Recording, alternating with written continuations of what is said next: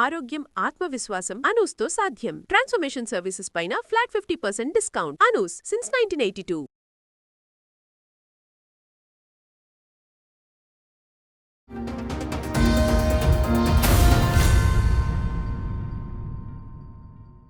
నా పేరు జ్ఞానేశ్వరమ్మ, శ్రీరామోజు జ్ఞానేశ్వర్. నేను వచ్చింది చింతల నుండి అమ్మ, హెచ్ఎంటి చింతల్. మా అబ్బాయి అమ్మ.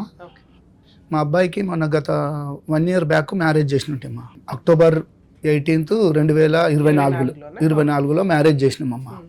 అయితే అమ్మాయి ఏం చేసింది, 24 అక్టోబర్ నుండి నవంబర్, డిసెంబర్ 20 తారీఖు 24 తారీఖు వెళ్ళిందమ్మా ఇంటికి. 2 months మా ఇంట్లో ఉన్నది. ఈ 1 month ఏం చేసినాము, టెంపుల్ తిరుగుడు చేసుడు ఇవన్నీ జరిగినాయి. తర్వాత 1 month ఇంట్లోనే ఉన్నారు. అయినా ఇల్లు దగ్గర 1 kilometer 1.5 kilometer వాళ్ళ ఇల్లు కూడా దగ్గరలోనే. అయితే వస్తుంటుండే పోతుంటే నేనేమంటలేను, మంచిగా ఉంటే వాళ్ళు మంచిగా ఉంటే చాలే అన్నట్టు నేను కంటిన్యూగా పోతుంటుండే. 2 రోజులకు ఒకసారి పోతూనే ఉంటుండే. ఫోన్ రాగానే వాళ్ళ అమ్మ పిలుచుకుంటుండే వెళ్ళిపోతాడు, వాళ్ళ తమ్ముడు పిలిచినా వెళ్ళిపోతుంది, మళ్ళీ వచ్చేస్తుండే. మళ్ళీ సార్ ఇక నేను ఏమనలే, సరేలేరా ఇల్లు దగ్గరగా కొత్త పెళ్ళి అయింది ఏదో పోయి రానిలే అన్నట్టు నేను కూడా ఏమనలేను. సార్ ఇది అరేంజ్డ్ మ్యారేజ్, మీ అబ్బాయి అరేంజ్డ్ మ్యారేజ్. అరేంజ్డ్ మ్యారేజ్ అంటే మీకు వాళ్ళు తెలిసిన వాళ్ళ లేకపోతే ఎట్లా? అయితే నాకు ఇప్పుడు కాదమ్మా, ఒక 20 years బ్యాక్ వాళ్ళ డాడీ నాకు ఒక కానిస్టేబుల్గా మనకు పరిచయం. వాళ్ళు పోలీస్ డిపార్ట్మెంట్ అమ్మా. అయితే ఒక కానిస్టేబుల్గా పరిచయం అనమాట. మా వృత్తి కూడా వాళ్ళు కూడా ఇంతకుముందు అతను వృత్తి చేసినవాడు. అయితే డిపార్ట్మెంట్కి వెళ్ళిపోయింది, ఇక జాబ్ వచ్చింది, మంచిగా ఉన్నారు. ఆయన ఏఎస్ఐకి వచ్చిండమ్మా ఇప్పుడు. అయితే అతను ఇదివరకు 20 ఏళ్ళ కింద మేము కలిసి తిరిగే వాళ్ళమమ్మా, ఎక్కడైనా కూర్చున్న సిటీ ఫ్రెండ్స్ లాగా ఉండేవాళ్ళం. తర్వాత ఆయన ఒక 10 సంవత్సరాలు వేరే జాబ్కి వెళ్ళిపోయింది, మాకు గ్యాప్ వచ్చేసింది. ఇక నా నంబర్ అతని దగ్గర లేదు, అతని నంబర్ నా దగ్గర లేదు, గ్యాప్ అయిపోయింది. అయిపోయినాక ఒక రోజు ఏమైంది, మా బ్రదరు అంటే సడ్డకుడు ఒకరోజు అతనికి ఒక ఇల్లు చూపించారు అంట, రెంట్ పర్పస్.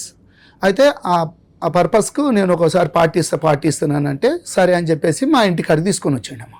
అయితే అప్పుడు నన్ను చూసి మళ్ళీ నాకు కలిసిండమ్మా. కలిసే వరకునే అయ్యో ఈయన నాకు తెలుసు కదా మాధవచారి నువ్వు అంటే జ్ఞానేశ్వర్ అని చెప్పేసుకొని కలుసుకున్నామమ్మా, మంచిగా అయింది.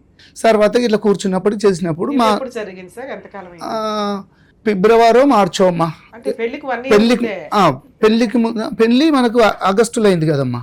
పెళ్ళి ఆగస్టులో అయింది అంటే దానికన్నా ముందు 6-8 నెలల ముందే ఆ పరిచయం కలిసింది. ఇక కలిసే వరకని మేము ఏం చేసినాం, సరే మా బ్రదర్కు అయితే మాకు ఫ్రెండ్షిప్ లాగా మళ్ళీ కలిసినామమ్మా. ఒక 15 ఎంతో డిస్టెన్స్ తర్వాత మళ్ళీ కలిసినాం. మా బ్రదర్ ఏం చేసిండు, మా బ్రదర్కు ఆల్రెడీ ఒక అమ్మాయిది ఫోటో ఇచ్చిండంట మా సడ్డకుడికి. అమ్మాయికి ఎవరైనా అబ్బాయి ఉంటే చూడు పోలీస్ డిపార్ట్మెంట్. ఇతను పోలీస్. ఒక అబ్బాయి ఒక అమ్మాయి అమ్మ. అమ్మాయి పెద్దది. నేను నాకు ఒక అమ్మాయి ఒక అబ్బాయి, ఇద్దరు. ఈ అబ్బాయి అబ్బాయి పెద్దోడు, పాప చిన్నది. ఏం చేస్తారు సార్ మీరు? నేను SAP security ma'am, engineering complete చేసుకున్నాను. ఇప్పుడు ఇంటీరియర్ డిజైనింగ్ చేస్తున్నాను. ఆ అమ్మాయి కూడా జాబ్ చేస్తుంది? తను ఏం జాబ్ లేదు. మీ నాన్నగారు చూపించిన సంబంధం చేసుకోవాలని ఎందుకు అనుకున్నారు? అంటే చిన్నప్పటి ఈ రోజులు ఎవరు మాట్లాడట్లేదు కదా కుర్రాళ్ళు. చిన్నప్పటి నుంచి డాడ్ అంటే ఇష్టం, డాడ్ అంటే భయం. సూపర్. కొడతారా మీ నాన్న? కొడతాడు. బాగా పద్ధతిగా పెంచినట్టున్నారు కొట్టి. అంటే కొంచెం మా విశ్వబ్రహ్మణ్లో ఎట్లుంటుందమ్మా, కొంచెం పద్ధతిగా ఉండాలన్నట్టు. సూపర్.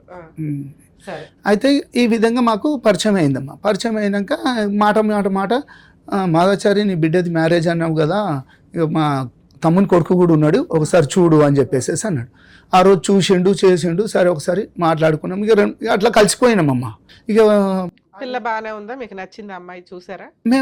మాకు అప్పుడు చూపించలేడు. తర్వాత మళ్ళీ మాకు ఒక వీడియో పెట్టిండు, ఫోటో. ఆమె ఏది టీచర్ జాబ్ లాగా మాట్లాడుతున్నది అనమాట. అయితే ఏం చేస్తారంటే టీచర్ అని చెప్పేసి అన్నారు. టీచర్ అంటే బాబు చదువుకున్నాడు, అమ్మాయి చదువుకున్నారు, చాలు వాళ్ళిద్దరు ఆనందంగా ఉంటే మాకు చాలే.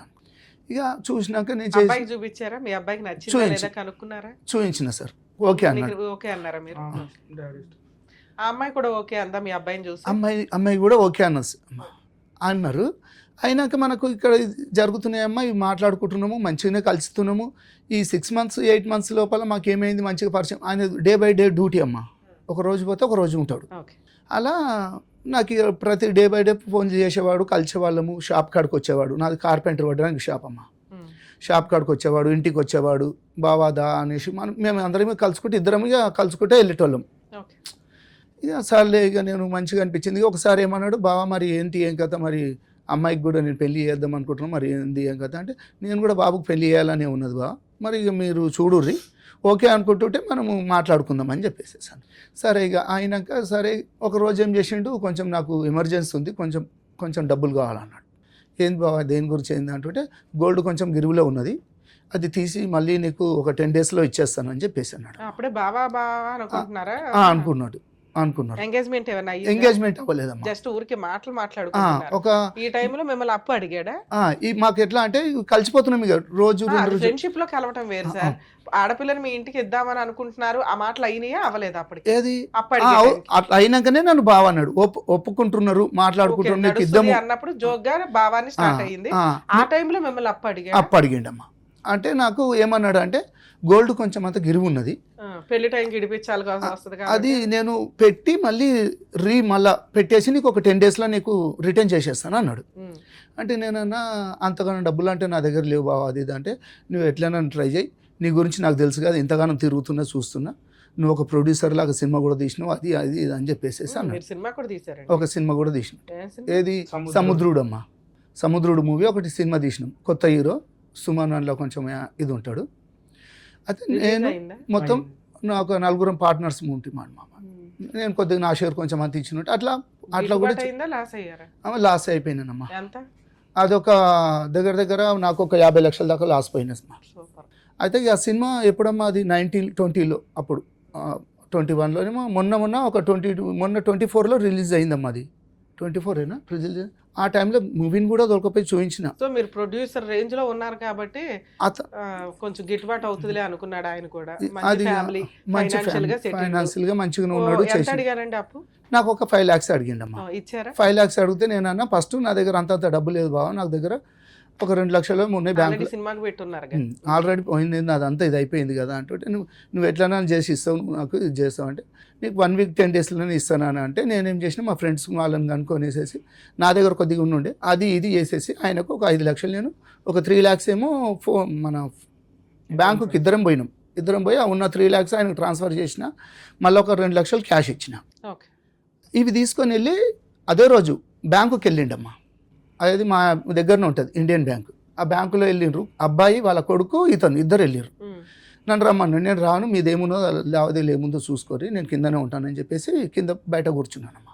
వాళ్ళు పోయిర్రు, ఒక గంట సేపు ఆడ ఏం జరిగిందో చేసుకున్నారు, వచ్చేసారు. వచ్చినాక మంచిగా కలిసినాం, పోయినాం. ఇక ఎప్పుడైనా ఎమర్జెన్సీ అంటుంటే, బావ నాకు ఒక 50,000 ఇక్కడ కొంచెం ప్రాబ్లం. ఎంత ఇచ్చారు ఇప్పటికి? నేను దగ్గర ఒక 5 lakhs కాకుండా ఇంకో 2-3 లక్షల దాకా అవి ఫోన్ పేలలో చేసినాం. ఫోన్ పేలో పెళ్లికి ముందు పెళ్లి తర్వాత కూడా కంటిన్యూ అయింది? పెళ్లికి ముందు కొన్ని అయినాయమ్మా, 5 lakhs అయినాయి, మళ్ళీ కొన్ని అయినాయమ్మా ఫోన్ పే ద్వారా. అది నాకు డేట్లతో సహా మన ఫోన్ పేలో ఉన్నాయమ్మా. అయితే పెళ్లి అయిన తర్వాత అంటే పెళ్లికి ముందు అల్లుడు వాళ్ళ నాన్న దగ్గర నుంచి అప్పు తీసుకుంటూ వచ్చాడు, హ్యాండ్ లోన్ అని కానీ లేకపోతే ఫ్రెండ్షిప్. ఇక మంచిగానే మేము ఇద్దరము మంచిగా కూర్చునే వాళ్ళమమ్మా. వాళ్ళ ఇంటికి మేము పోయేవాళ్ళం, మా ఇంటికి మేము కూర్చునేటోళ్ళం, డ్రింక్ వేసేటోళ్ళం, చేసుకునేటోళ్ళం. వాళ్ళ ఇంటికి నేను పోయేటోని కూర్చుని పెట్టేటోళ్ళు, మా ఇంటికి వచ్చేటోళ్ళు, మేము కూర్చుని పెట్టేటోని. ఇట్లా మాకు ఇద్దరికి ఈ పరిచయాలు అయిపోయినాక ఇట్లా ఇచ్చుకుంటూ చేసిన. ఇక మళ్ళీ బొట్టు ఫంక్షన్ ఒకటి పెట్టుకున్నామమ్మ. బొట్టు ఫంక్షన్ పెట్టుకుంటే మేము ఏం చేసినాము, అమ్మాయికి ఒక రింగ్ ఇచ్చినాం.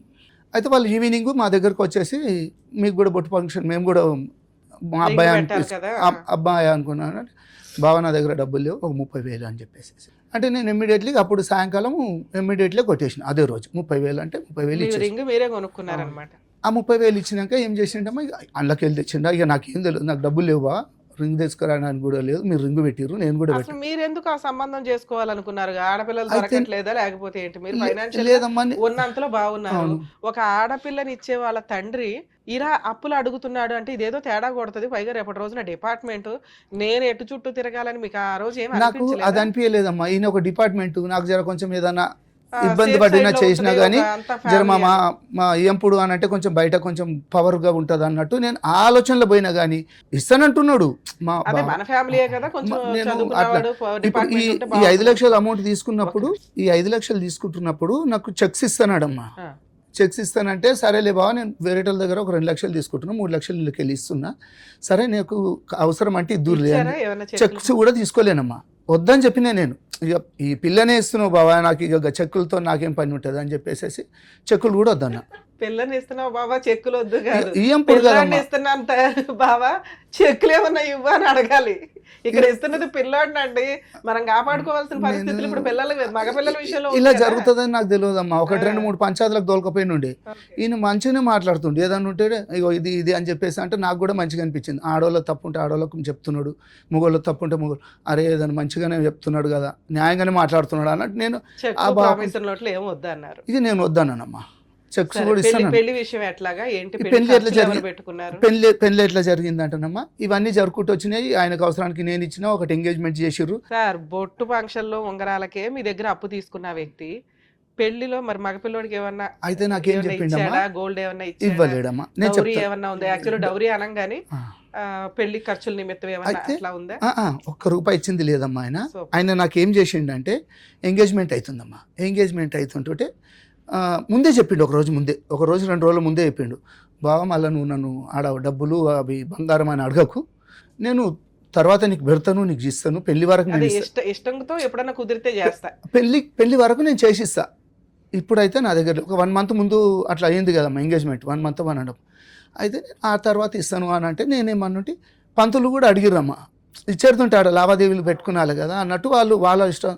నువ్వు ఎందుకు అడుగుతున్నావు, నీకు అవసరమా అని చెప్పి పంతుల్ని బెదిరించిండు. బెదిరిస్తే నేనేమన్నంటే పంతులతో మాట్లాడుకున్నాం, మేమంతా సెటిల్ అయిపోయింది పంతులు, మాకు మీరేమి దీంట్లో ఏమి అడగకండి అని చెప్పేసేసాను. ఆయన కార్యక్రమం ఆయన చేసేసిండు అమ్మ. అయితే ఇక ఎంగేజ్మెంట్ అయిపోయిందమ్మా. ఎంగేజ్మెంట్ అయితే ఈ మాట కూడా చెప్పిండు, మా అమ్మాయి ఎవరు కాలు మొక్కదు, నువ్వు మళ్ళీ పెద్ద మనుషులను కూర్చుని పెట్టి మీ అన్నల్ని అక్కల్ని వదినల్ని పెట్టి కాలు మొక్కేమనవు, ఆమె మొక్కదు అన్నది. నేను సరేలే బావ అని చెప్పేసి దాన్ని కూడా ఒప్పుకున్నా. సరే కాలు మొక్కపోతే ఏముందిలే అని చెప్పేసి ఇక ఈ విధంగా మాకు మంచిగా కొంచెం ఆయన గురించి నాకు ఇది అనిపించి నేను సరే నేను అన్నిటికీ ఓకే ఓకే ఓకే అనుకుంటూ వచ్చిన. మీరు ఎంగేజ్మెంట్ నుంచి మ్యారేజ్ లోపు అమ్మాయితో మాట్లాడారా? బాగానే మాట్లాడుకునే వాళ్ళ ఇద్దరు. అంటే ఊకే ఏదో టాపిక్ తీసుకుంటది, మా డాడీ మీకు 2 లక్షలు ఇవ్వాలా, మీకు కోట్లు ఇవ్వాలా, ఎందుకు అసలు ఆ టాపిక్ లేదు కదా మీ నాన్న దగ్గర. ఈమె తీసే టాపిక్ నాకు ఫోన్ చేస్తుంది, ఫోన్ చేసి రింగ్ పెట్టాం కదా అంటే అది మేము కొనుక్కున్నారు. ఇంకోటి ఎంగేజ్మెంట్ రోజు మేడం నాకు 2.5 grams ఫస్ట్ రింగ్ తీసుకొచ్చారు, అది రీపోయింది.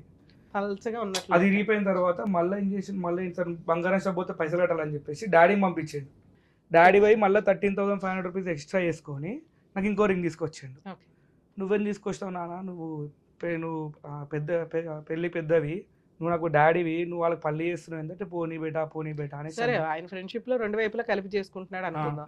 మీ ఇద్దరి మధ్య ఫ్రెండ్షిప్ అంటే ర్యాపో బాగానే ఉందా మీ వైఫ్ కి? నేను చెప్పాను మ్యామ్ 2-3 times చెప్తే వాళ్ళ ఇంట్లో కూడా చెప్పాను, ఇట్లా అమ్మాయి వద్దంటుంది పెళ్లి, మరి ఎందుకు చేస్తారు వద్దందా? మరి ఆ మాట మీ నాన్నకి చెప్పాను.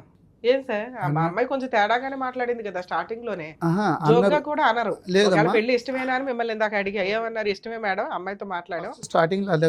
మళ్ళీ తర్వాత వీళ్ళు మాట్లాడుకున్నప్పుడు ఈ మాట అన్నారంట. ఈ మాట బాబుతో అన్నారు, మా మిస్సెస్ తో కూడా అన్నదంట.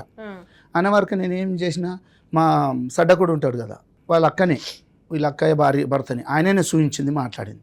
అయితే వాళ్ళిద్దరిని పిలిపించి నేను ఇతనికి ఫోన్ చేసిన, ఏం బాబా ఇది ఏం పంచాది, ఏం లోలి, పెళ్ళే కాలేదు ఇప్పుడు ఏమో అంటున్నారు అంటుంటే, లేదు బాబా అట్లా ఏముండదు అని అంటే, నేను మా అన్నని మా వద్దని పిలిచి ఇట్లా అంటున్నదంట, మరి ఒకసారి తెలుసుకున్నాక మరి ఏదైనా ఎంగేజ్మెంట్ చేసుకుందాము అని అంటే, కాకముందు ఇది బొట్టు ఫంక్షన్ అయిపోయినాక ఎంగేజ్మెంట్ కాకముందు అయితే పోయినామమ్మ, నేను మా మిస్సెస్ వాళ్ళిద్దరు ఇంటికి వెళ్ళినాం. వాళ్ళ ఇంటికి వెళ్ళి మాట్లాడినాం. చూడు మరి మా భార్య అన్నది అనుజ్ఞ నువ్వు ఇట్లా ఫోన్ చేసి నాకు ఇష్టం లేదని చెప్పినావు, మరి ఎందుకన్నా అంటే వాళ్ళ డాడీ అన్నాడు. ఏమమ్మా అన్న అత్తయ్యతో అంటే, నేనెందుకన్నా, నాకు డాడీ నా గురించి నీకు తెలుసు కదా, నేనెందుకంటానని చెప్పేసి మాట మలిపేసేసి మాట్లాడిందట. అప్పుడే మీ వైఫ్ కి మీ అబ్బాయికి ఒక డౌట్ రావాలిగా మీకు గానీ, ఇట్లా మన ముందు ఒక ఎందుకంటే నిజం మీకు తెలుసు అమ్మాయికి తెలుసు. అవును, మీ వైఫ్ వాళ్ళు విన్నారు, మీ అబ్బాయి కూడా విన్నాడు. వాళ్ళు అబద్ధం చెప్పరు, నాన్న ఇట్లా అంది పెళ్లి ఇష్టం లేదు అని. సో ఇంత అబద్ధం చెప్తుంది ఇప్పుడే ఈ అమ్మాయి, ఇదేమన్నా కొంచెం తేడా వ్యవహారమా అని మీరు ఎందుకు స్టాప్ అవ్వలేదు? పైగా అన్ని అప్పులు అడుగుతున్నాడు మిమ్మల్ని. ఏంటంటే ఒక నమ్మినమ్మా ఆయనని.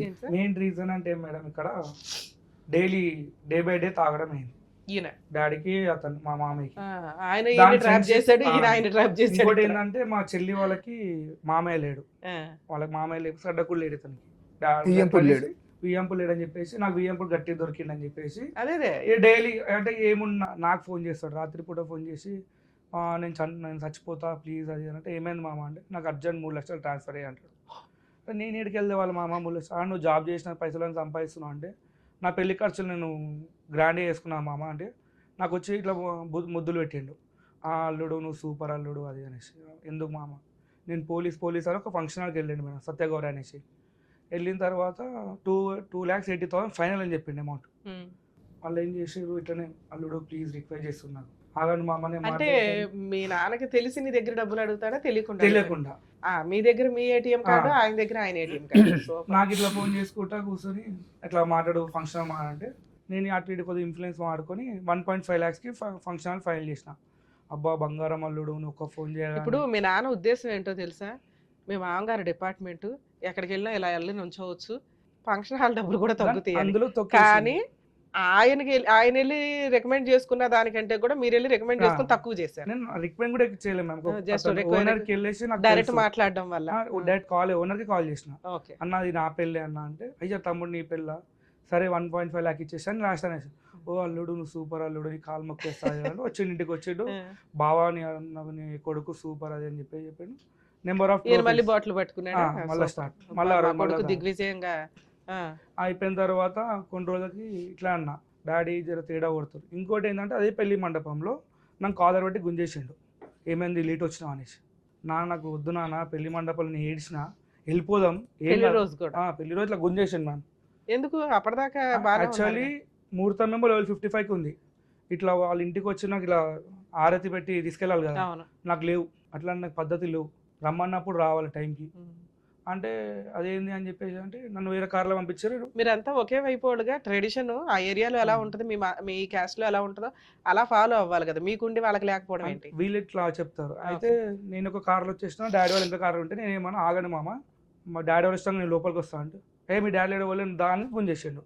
గుంజగానే నేను ఏడ్చిన పెళ్లి మండపం నాకు వద్దు నాన్న నాకు భయం అవుతుంది నేను చేసుకోను అంటే మమ్మీ డాడీ ఫుల్ ఏడ్చినాం ఇద్దరం.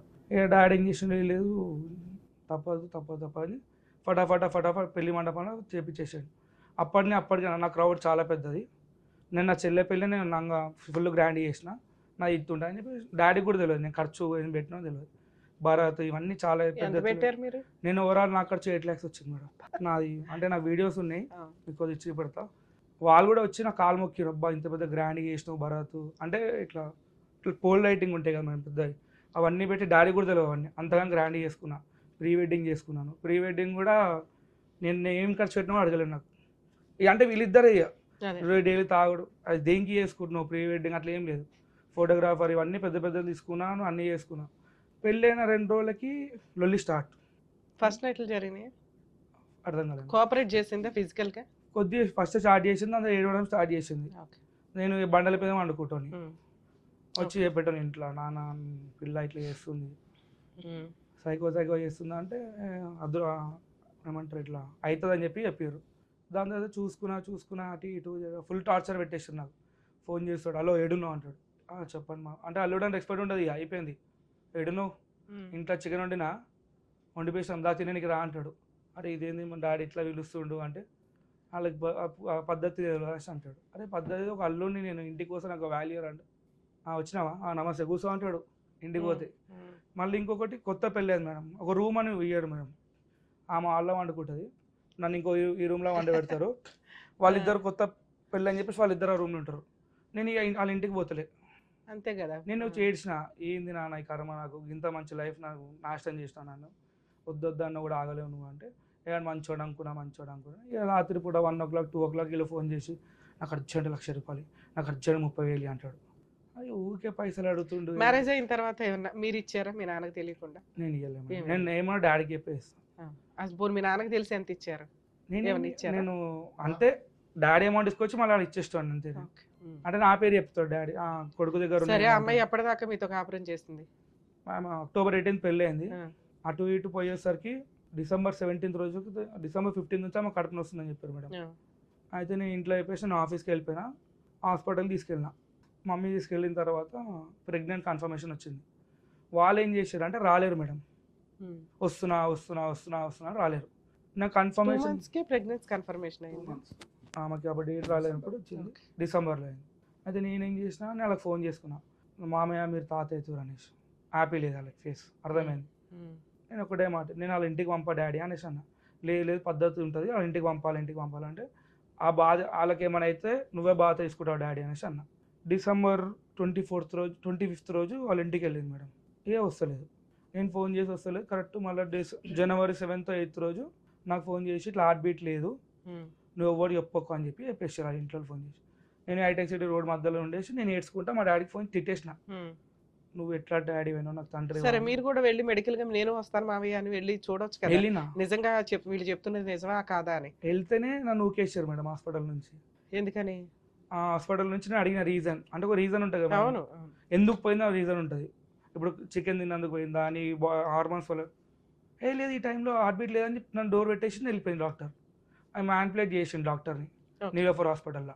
నేను పొద్దున్న రమ్మంటే 10 o'clock రమ్మంటే 10 o'clock రెడీ వెళ్తున్నా. ఆ రిపోర్ట్స్ తీసుకొని మీరు సెకండ్ ఒపీనియన్కి వెళ్తే తెలుస్తుంది కదా. నేను అడిగినా మ్యామ్, రిపోర్ట్స్ కూడా ఇవ్వలేరు.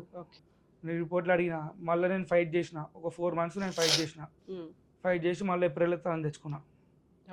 ఎందుకంటే నా లైఫ్ అంటే నేను ముందు డాడీ చెప్పిన, నేను 100 మంది దగ్గరికి వెళ్తాను, నాకు నా పిల్లం కావాలని చెప్పేసి నేను ఫైట్ చేసి తెచ్చుకున్న 4 days మళ్ళీ వెళ్ళిపోయింది. నాకు కడుపు నొస్తుంది. కరెక్ట్ 2:30 కడుపు నొస్తుంది అంట మేడం రాత్రి. నేను 2 o'clock ఇంటికి వస్తాను, 2:30 కడుపు నొప్పి స్టార్ట్. ఎందుకు వస్తుందని మళ్ళీ హాస్పిటల్ తీసుకెళ్ళినా, అన్ని టెస్ట్లు చేపించినా ఏం లేదు, నెగిటివ్ మొత్తం. అరే ఏంది ఇంతగానం చేస్తున్నా, నాకు ఇది ఏం టార్చర్ అని నేను బండలపైన వండుకుంటాని పంపించేసిన ఇంటికి. వాళ్ళు వెళ్ళిపోయారు, కొట్లాడి వెళ్ళిపోయారు. మళ్ళీ వస్తలేదు. అమ్మా ఇలా జరిగిపోయినాక మ్యారేజ్కి ఏం చేసిండ్రమ్మా, మ్యారేజ్ పప్పన్నం పెట్టమని చెప్పినామమ్మా. ఏది ఎంగేజ్మెంట్లు అయిపోయినాయి, ఇవన్నీ అయిపోయినాయి. వాళ్ళు చెప్పిన దానికి నేను ఒప్పుకుంటూనే ఉన్నా. సరే ఇలా కాకపోతే రేపు పొద్దున ఒకటే అన్నాడు, నాది మళ్ళీ నెక్స్ట్ ఒక 4-5 సంవత్సరాలు అయితే నాది రిటైర్మెంట్ అవుతుంది బావ, నాకు పైసలు కూడా వస్తాయి. ఇందులోకి వెళ్ళి ఇచ్చింది బంగారం అమ్మాయి పేరు మీద ఒకటి పెట్టిండమ్మా. అది గోల్డా రోల్డ్ గోల్డా నేను ఇంతవరకు అడగలేను, చేయలేను, నాకు అవసరం లేదు. అమ్మాయికి పెట్టుకున్నాడు, నేను అడగలేను.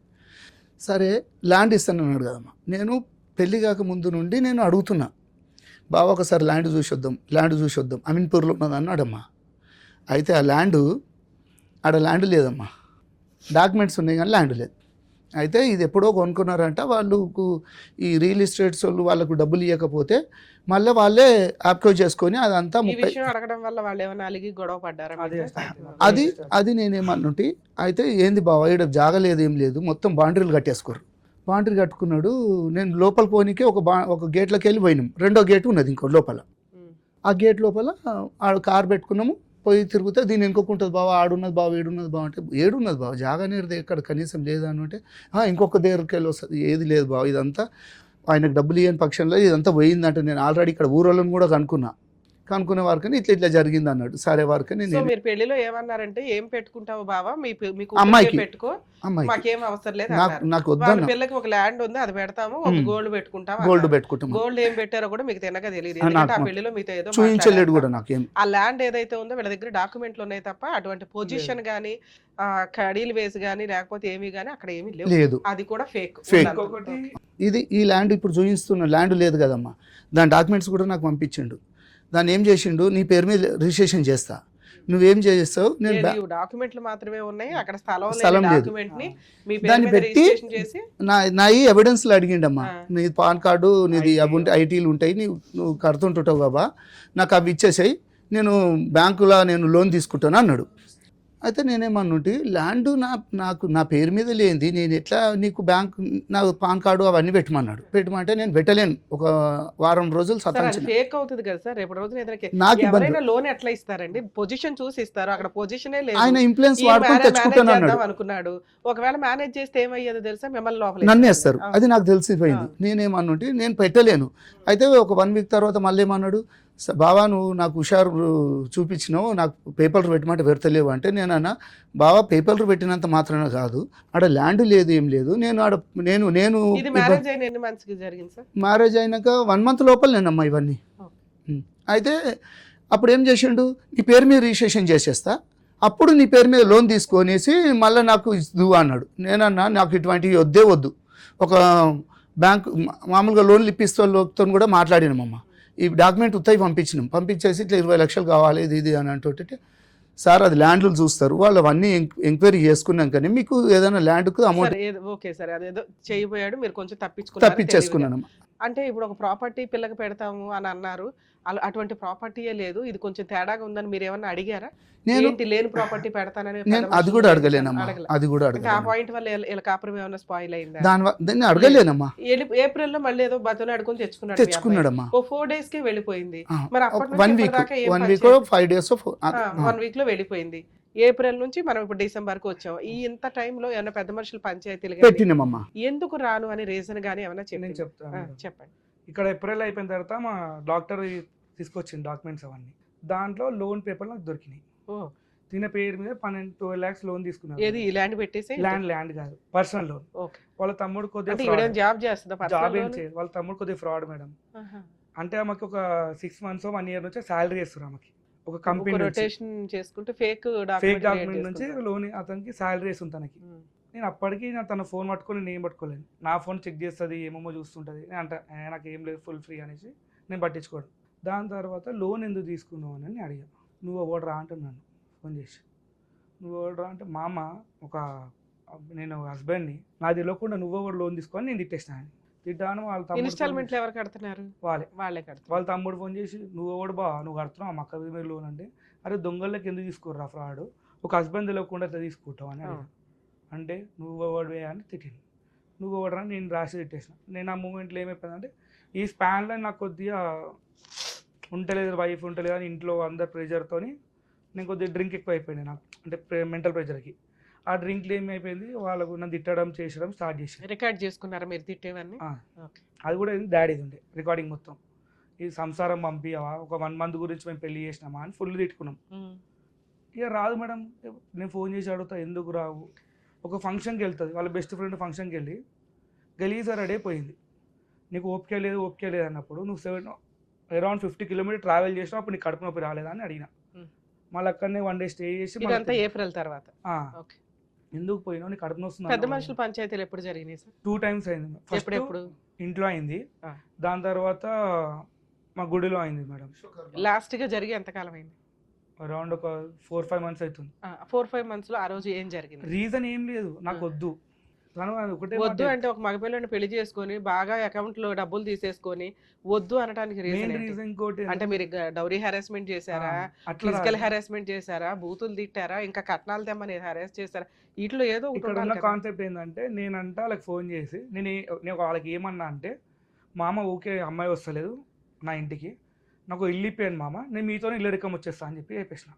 ఆ మాటను పట్టుకొని ఏం చేశారు అంటే వీళ్ళు ఇల్లు అడుగుతున్నారా, వీళ్ళ మా డాడీ రిటైర్మెంట్ పైసలకి వీళ్ళ అడుగుతున్నాడు అని చెప్పి చెప్పాను. ఆ అన్న మాట ఎందుకంటే అయినా 1 yearలో తిప్పి కొడతాం 1 month ఉంది మేడం, నేను ఇక్కడ ఉండాలి. ఇప్పుడు నేను 4 గోడలు అయితే ఉండలేను. ఒకప్పుడు సింగిల్ అంటే నేను బతికేటోని, నా బయట 100 మంది అడుగుతున్నారు ఏది మేంద్రా, మా చెల్లి ఏది, మా వదిన ఏది, మా పిన్ని ఏది, మా అత్త ఏది అంటే ఏం చెప్పుకోవాలి.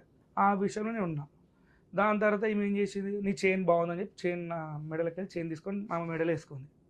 ఏమండి ఇలా రింగు పెట్టుకోవాలా అంటే సరే పెట్టుకో, నీకు సైజ్ సరిపోదా అంటే నాకు ఈ బొటనవేలుకి వస్తా అనేసి నా ఎంగేజ్మెంట్ రింగ్ ఆమె పెట్టుకుంది. ఎందుకు పెట్టుకుంటున్నావు ఇవన్నీ అంటే తెల్లారి కథం వెళ్ళిపోయింది మేడం. అరౌండ్ డేస్కి వెళ్ళిపోయింది. వెళ్ళిపోయిన తర్వాత ఏమంటారు, నేను ఫోన్ చేసిన నా తీసుకుపోయినామంటే మా డాడీ పెట్టినా అంటది. అరే మీ డాడీ ఎందుకు పెట్టింది, మా పైసలు అవి నేను కొనుక్కుని, నువ్వు నా బంగారం తీసుకొని నువ్వు అన్నిట్లో నాశనం చేస్తున్నావు ఏందని నాకు మా డాడీ ఫుల్ క్లాసెస్ అని. ఇద్దరు తెరువైన బకరాలు కూర్చున్నారు నా ముందు. ఇద్దరం కొట్టుకున్నాం, తిట్టుకున్నాం, చేసుకున్నాం. డాడీ ఇంత మోసం చేస్తున్నావు, నువ్వు ఇంతగానం ఏం చేసినావు అంటే ఇన్లేడు. ఫైనల్ గా ఏంటి సార్ ఇక్కడ దాకా రావడానికి రీజన్? మ్యామ్ అది ఏంటంటే మ్యామ్ నాకు మా పైన ఇష్టమైన FIR రాశారు మేడం. కేసు రిజిస్టర్ అయింది. ఎప్పుడు ఎక్కడ? జీడిమెట్ల PS లో రిజిస్టర్ అయింది. మా కౌన్సిలింగ్ కూడా అయింది మేడం. మా ఇద్దరు కౌన్సిలింగ్ అవుతుంది. అరే ఆగినా మా ఇద్దరు కౌన్సిలింగ్ అయింది. అమ్మాయి రీజన్ చెప్తలేదు ఎందుకు వద్దు మీ హస్బెండ్ అంటే. ఇద్దరు టూ టైమ్స్ కౌన్సిలింగ్ 2 times కూడా నాకు వద్దు అని చెప్తున్నా కానీ రీజన్ చెప్తలేదు పర్టికులర్. నేను చెప్పేసినాను వస్తే నేను సంసారం చేసుకుంటా, అది మీ ఇష్టం అని చెప్పేసి నేను వచ్చేసిన బయటికి. అయితే దాని తర్వాత అక్కడ 2-3 కౌన్సిలింగ్స్ జరుగుతాయి. ఏమంది కౌన్సిలింగ్ లో ఏం చెప్పట్లా? కౌన్సిలింగ్ పెట్టారు కేటు నా పేరు మీద, మమ్మీ పేరు మీద, డాడీ పేరు మీద, చెల్లి పేరు మీద. అన్మ్యారీడ్ అమ్మాయి పేరు మీద. చెల్లి పేరు మీద ఎందుకు పెట్టారంటే మీ సిస్టర్ మ్యారేజ్ అయింది, తనకు బాబు. ఎక్కడ ఉంటది? బోరబండ. మీకంటే ముందు మ్యారేజ్ అయిందా? నాకంటే ముందు 4 years అవుతుందమ్మా. 22 అయింది. అంటే ఏమేమి పెట్టిరంటే నేనంట మాకు రోజు టార్చర్ పెట్టి మిగతా కట్నం తీసుకురా, మిగతా బంగారం తీసుకురా. మిగతా ఓకే, అసలు ఎంత ఇచ్చారంట? అసలు ఏం లేదు. అక్కడేదో రాసుంటారు వాళ్ళ డాడీ అసలు ఎంత రాశారు అంటే 10 lakhs క్యాష్ రాశారు, 20 lakhs గోల్డ్ రాశారు, 20 తులాల గోల్డ్ రాశారు, సిల్వర్ అలా బట్టలు ఏమేమో రాశారు మేడం. అవి ఏం లేవు. నా దగ్గర ప్రూఫ్ అని చెప్పేసి నేను సబ్మిట్ చేసిన. నేను మా చెల్ల అంట మాకు రోజు టార్చర్ పెట్టుకుంటే నా పైసలు తీసుకురా అని అడిగినానంట. మీ చెల్లి ఎక్కడ ఉందమ్మా ఇంట్లో? పాపం ఆవిడ ఉండదు కదా. వీళ్ళు అంటే కేసు స్ట్రాంగ్ కావాలని చెప్పేసి మమ్మీ అంట తను నిద్రపోతుంటే బకెట్ వాటర్ పోసి లేవు ఊడు అని చెప్పేసి అడిగినామంట. అయితే ఇంకోటి ఏమో చెప్పింది, మేము డైనింగ్ టేబుల్ మీద కూర్చోవద్దు, మేము మంచం మీద కూర్చోవద్దు అంటే మీ డాడీ ఏమన్నాడు, పొద్దున్న లేచి ఇల్లుడు వాళ్ళమ్మ అంటే మా కూతురేమో సర్వెంటా. అమ్మ పెళ్ళి అయిందమ్మా, పెళ్ళి అయిన కొత్తలో వచ్చిండ్రు, మంచిగానే ఉన్నారు, అన్నిటికీ మేము అడ్జస్ట్ అయిపోయినాం. పెళ్ళైనా ఇంట్లోకి వచ్చిండ్రమ్మా, ఇంట్లో అయినాక అడ్జస్ట్మెంటింగ్ అయిపోయినామో అంతా ఉన్నాం. అయితే ఆమె ఇక సోఫాలలో కూర్చున్నాడు, డైనింగ్ వీటిల మీద కూర్చున్నది. అయితే నేనేం చెప్పినట్టు అంటే, సరే కొన్ని రోజులు కొత్తగా వచ్చింది కదా మెల్లగా చెప్పుకుందాము, మనం మార్చుకుంటామని చెప్పేసి ఆయనతో కూడా చెప్పినమ్మా. నేను మంచిగా మార్చుకుంటాం, మీ దాంట్లో మీకు పద్ధతులు అనేవి తెలుస్తలేవు, మా దాంట్లోకి వస్తే మా పద్ధతులు ఇట్లుంటాయి మా అని కూడా చెప్తే ఆమె ఏం చేసింది, సరే కానీ నేనేం చెప్పినమ్మా, ఒక ఇల్లు ఉదయం లేవగానే ఆడవాళ్ళు ఏం చేసుకుంటారమ్మా, ఇక ఇల్లు ఊడ్చుకొని కొంచెం దేవునికి దీపం పెట్టుకునాలా అంటే, లేదు మామయ్య నువ్వు దీపం పెడుతున్నావు కదా, రోజు నువ్వే పెడతావు కదా అంటే, రోజు నేను పెడతానమ్మా, ఏదో ఒక రోజు పెట్టుకునాలి కదా, నువ్వు కూడా పెట్టుకున్నాను దేవునికి అంటుంటే, ఆమె దీపం ఇంతవరకు పెట్టింది లేదు, ఇల్లు ఊడ్చింది లేదు, వాకిలు ఊడ్చింది లేదు. అయితే నేను ఇదే మాట వాళ్ళ నాయనకు 10 సార్లు చెప్పినమ్మా. అంటే నువ్వు పని మనుషుల్ని పెట్టుకో అన్నాడు. నేనన్నా సరే నాకు పని మనిషి, ఇప్పుడు మా నలుగురికి పని మనిషి పెట్టుకుంటాం, వాళ్ళిద్దరు ఉన్నప్పుడు కూడా పని మనిషి పెట్టుకుంటారా? ఆమె మాకేం చేస్తుంది, నా భార్యనే మొత్తం చేస్తుంది పని అంతా, నేను పని మనుషుని పెట్టుకోను, ఆ పని మనుషులకు ఇంకొక పని మనిషి కావాలంటారు. ఇవన్నీ ఎక్కడికి ఉంటుంటాయి, మన పని మనం చేసుకున్నాను బా, ఏమన్నా డ్యూటీకి పోతుందా, ఏం చేస్తుందా, అన్నీ క్లాస్ జరిగిందమ్మా. జరుగుతుంటుంటే ఒకసారి ఇంట్లోకి వాళ్ళ అమ్మ, వాళ్ళ నాయన, వాళ్ళ తమ్ముడు కింద ఉన్నాడని మాకు తెలియదు. అయితే ఇట్లా డిస్కస్ జరుగుతుంటుంటే ఇంటలేదు చేస్తలేదు అంటుంటే ఒకరోజు పంచాయతీకి వచ్చారు వాళ్ళిద్దరు తల్లిదండ్రి మా మీదకి వచ్చి మాట్లాడుతుంటుంటే నేనన్నా, చూడు బావ ఏం పని చేయదు ఇట్లనే కూర్చుంటుంది, అత్తమ్మ పని చేస్తుంటుంటే అందరు కింద మా ఆడిపడుచులు అక్కలు వాళ్ళు వీళ్ళందరూ వచ్చి కింద కూర్చొని హాల్లో సాఫ్ వేసుకొని కూర్చొని మాట్లాడుకుంటుంటే ఈమె సోఫా మీద కూర్చొని కాలు మీద కాలు వేసుకొని ఉప్పుకుంటూ కూర్చుంటుంటుంది. నేనేం చేసినట్టే అంటే ఒకసారి చెప్పినండమ్మా, అదొక్కటి తప్పే నాదిగా. నేను చెప్పిన అమ్మ వాళ్ళందరూ కింద సాపేసుకొని కూర్చున్నారు, నువ్వు ఇట్లా కూర్చున్నాడు తప్పు, నీకు కాలు నొప్పులు ఉన్నాయో మరి ఏమున్నాయో నాకు తెలియదు, మీ డాడీ అయితే సోఫాలలో కూర్చోమన్నాడు, ఒక చిన్న స్టూల్ ఉంటాయి కదా 150ది, ఆ 150 స్టూల్ వేసుకొని వాళ్ళ పక్కన కూర్చోమ్మా, నేనేమన్నాను, అందరు కాళ్ళు నువ్వు పైన కూర్చుంటివి, వాళ్ళేమో అత్తమ్మ మీ ఆడబిడ్చు వీళ్ళందరేమో కింద కూర్చుంటున్నారు అని చెప్పడం అది తప్పు అయిపోయిందట నాకు. అంటే ఇక నేనేమనలే, సపోర్ట్ అదొక్కటే మాట అన్నమ్మా. అంటే ఇక ఆమె ఏం చేసింది, లెగిసింది, లోపలికి వెళ్ళిపోయింది, బెడ్రూమ్లోకి వెళ్ళిపోయింది. ఈమె కూడా చెప్తుందంట, కొంచెం పద్ధతులు మీ వేరే ఉన్నాయి మాది వేరే ఉన్నాయి, కొంచెం మామయ్య వచ్చినప్పుడు కొంచెం లేచి నీ రూమ్లో కన్నా పో, లేకపోతే మామయ్య లేచినప్పుడు కొంచెం బయటకు వెళ్ళి వచ్చినప్పుడు లేసైనా కూర్చొని కొంచెం మంచి ఏదైనా ఒక పద్ధతి ఉండాలి అని చెప్పేసి చెప్తుంటే ఏ పని చేయలేదు. సరే అన్నిటికీ అడ్జస్ట్ అవుతుకుంటూనే వస్తున్నాయి 2 నెలలు. సరే పెళ్ళి అయితే ఇంకా మార్పు వస్తుందని ఇక మార్పు రాలేదు. రాకుండా ఏం జరిగింది, ఇవి అవుతున్నాయమ్మా, ఇవి జరుగుతుంటుంటే ఇక ఈ పంచాయతీ మాకు ఈమె వెళ్ళిపోయింది కదమ్మా, డిసెంబర్లో 24వ తారీఖు వెళ్ళిపోయింది, ఇంకా రాలేదు చేయలేదు, ఇవన్నీ జరిగింది. బాబు చెప్పిండు. తర్వాత ఏం చేసిండ్రు, ఈ ఒక పంచాయతీ రోజు వాళ్ళ తమ్ముడు కింద ఉన్నాడమ్మా, అమ్మ నాయన మాట్లాడుతున్నారు, మేమిద్దరం ఉన్నాం వాళ్ళిద్దరు ఉన్నాం మాట్లాడుకుంటున్నాం, ఆమెకు పద్ధతులు నేర్పలేవు నువ్వు చేయలేవు ఇవన్నీ మేము చెప్పుకుంటుంటే ఈ తల్లి ఏం చేసింది, ఫోను కొడుకుకు ఆన్ చేసేసి కొడుకుకు అది పెట్టిండ్రు, వాళ్ళు ఆ కాన్ఫరెన్స్ అయ్యిందో ఆ ఫోన్ పెడితే ఆ కొడుకు ఏం చేసిండు, వేరే వాళ్ళకి కాన్ఫరెన్స్ పెట్టిండు. ఇవి జరిగినాయి, ఇవి నాకు తెలియదు, నేను మాట్లాడేస్తున్నాను నేనేమనుకుంటున్నా, ఆయన మాట్లాడుతున్నా కదా కొంచెం పద్ధతి అన్నీ వస్తారు అన్నట్టు నేను మాట్లాడుకుంటూ పోతున్నాను. మా మాటలన్నీ ఏం చేస్తున్నాడు, తల్లి ఇక్కడ రికార్డు పంపించేస్తుంది, కొడుకు అక్కడ వింటున్నాడు, ఇంకొకళ్ళకి ఎవరికో పంపిస్తున్నాడు. ఇవన్నీ జరిగినాక నేను ఈమె అన్నది, కింద వాళ్ళ కొడుకున్నాడే ఫోన్ వింటున్నాడు అంటే, ఫోన్ మాట్లాడుతున్నాడేమోలే నాకేం తెలుసులే అని చెప్పి. అయితే నేను ఒకసారి పోయి చూసే వరకు కింద ఇదంతా నడుస్తుందమ్మా. నడుస్తుంటుంటే నేను ఒకటే చెప్పేసిన, చూడమ్మా ఫోన్లు అట్లా పెట్టేసేసి ఇట్లా వినిపించుడు తప్పు, నువ్వు పెద్దదానివి, నీ కొడుకుకి వినిపిస్తున్నావు, నీ కొడుకు పోయి ఇంకొకళ్ళకి వినిపిస్తుండే, ఈ కాన్ఫరెన్స్ దేని గురించి పెడుతున్నారు మీరు అంటే మమ్మల్ని మనం చేద్దామని ఆశ అని చెప్పేసి నేను అదే రోజు అడిగేసిన. అడిగితే అతను పైకి వచ్చిండమ్మా. పైకి వచ్చేసి, ఏం డాడీ మీది ఎప్పటికి ఇదేనా, పంచాయతీలు లొల్లి లేనా, పెళ్ళి ఎన్ని రోజులు అయింది అది ఇది అని చెప్పేసి అంటే, నేను 23 చిన్నవాడు. అయితే ఏంది ఇట్లా మొత్తం ఇట్లా రుబాబ్గా వచ్చేసిండమ్మా, ఒక గుండాయిజం లాగా ఉంటాడు అతను మనిషిని. అంటే నేను అతనితోనే మాట్లాడలే, ఒకసారి మా మిస్సెస్ని తిట్టిపాడేసిండు, అప్పటి నుండి నేను అతనితో మాట్లాడా, అతను కూడా చెప్పిన, వాళ్ళ డాడీకి కూడా చెప్పిన. అతను మాటలు కొడితే 2 months మ్యారిటల్ రిలేషన్ లో ఇంత గొడవలు చేసింటారమ్మా. ఏమి అన్నిటి కొత్తుకుంటూ పోయినా నేను వద్దు వద్దు వద్దు వద్దు అనేసి. ఇంతవరకు నేను అయినా ఇప్పటికి ఓపికతోనే ఉన్నానమ్మా. సార్ ఇప్పుడు మీకు కోడలు కావాలా? నేను కావాలని చెప్తున్నాను, కావాలని చెప్తున్నానమ్మా. ఎఫ్ఐఆర్ ఎట్లా చేసారు? ఇచ్చారా? ఎఫ్ఐఆర్ అయిందమ్మా, అంతవరకే వచ్చింది. అయితే మాకేం జరిగింది, ఒకసారి కౌన్సిలింగ్ జరిగింది కదమ్మా, అక్కడ కూడా 30 మందిని పెద్ద మనుషుల్ని పెట్టుకున్నామమ్మా. ఒక వాళ్ళ బాబాయ్ వాళ్ళు ఒక లాయర్లు వాళ్ళు కూడా వచ్చిర్రు. అయితే మనకు మా నుండి నేను కులపొల్లని, తర్వాత మా అక్కజలని, వీళ్ళు మాది ఒక 20 మంది, మేము వాళ్ళు 30 మంది వచ్చినామమ్మ. వచ్చి ఒక టెంపుల్లోని కూర్చున్నాం, ఏడ గొడవలు అయితే చేస్తాయి అన్నట్టు. అయితే కుర్రోడు ఏం చేసిండు, ఆల్రెడీ కొంతమందిని బయట పెట్టుకున్నాడు. ఇక మేము అవన్నీ మాకు వద్దులే అనేసి మాదేదో మాట్లాడుకుంటాం, మేము ఇది చేసుకుంటాం. అమ్మాయి కావాలని చెప్పేసి మేము అందరం 11 గంటలకు మాకు టైం చెప్పిండమ్మా. 1:30కు వచ్చారు వాళ్ళు. మాకు ఆకలి అయిపోతుంది, వాళ్ళు తినేసి మెల్లగా వచ్చారు. 1:30 ఒక టైం చెప్పారు, ఒక టైంకి వచ్చారు. అయినా నేను ఓపికతో అందరం బిస్కెట్లు తిన్నాం, కూర్చున్నాం. అయితే మాట్లాడుతూ పెద్ద మనుషులు మాట్లాడుతుంటుంటే కొడుకు తండ్రి ఇంతమంది ఉన్నామమ్మా. పిల్లగాడు నా కొడుకు మీదకి ఏం రా లంజోడక ఏమో మాట్లాడుతున్నావు అని చెప్పేసుకుంటే పైకి వచ్చేసేసి. పెద్ద మనుషులు పంచాయతీ ఇంతమంది ఉన్నారు, 30 మంది ఉన్నారు. నాకు అప్పుడు ఆవేశం ఆగలేదమ్మా. నువ్వు ఎవడివిరా నువ్వు, అసలు నా కొడుకు మీదకి ఎట్లా వస్తున్నావు? ఇంతమంది 30 మంది ఉండగానే నా కొడుకు మీదకి వస్తున్నావు, నా కొడుకుని చంపుతావు రేపు పొద్దున, నేను పోలీస్ స్టేషన్లో కంప్లైంట్ పెడతాను నేను అని చెప్పేసి. అంటే వీళ్ళందరూ ఏమన్నారు, ఇవి పంచాయతీలా ఇప్పుడు మీరు ఈ లోళ్ళు చేసుకొని వస్తారా, మాట్లాడినుకున్నారా అంటే నన్ను కొంచెం బయటకు పోమన్నారు. నన్ను మా బాబుని బయటకు పోయినాక మాట్లాడిరు, వాళ్ళు మాట్లాడుకురు, ఏం మాట్లాడుకురు ఏం కథనో అన్నారు.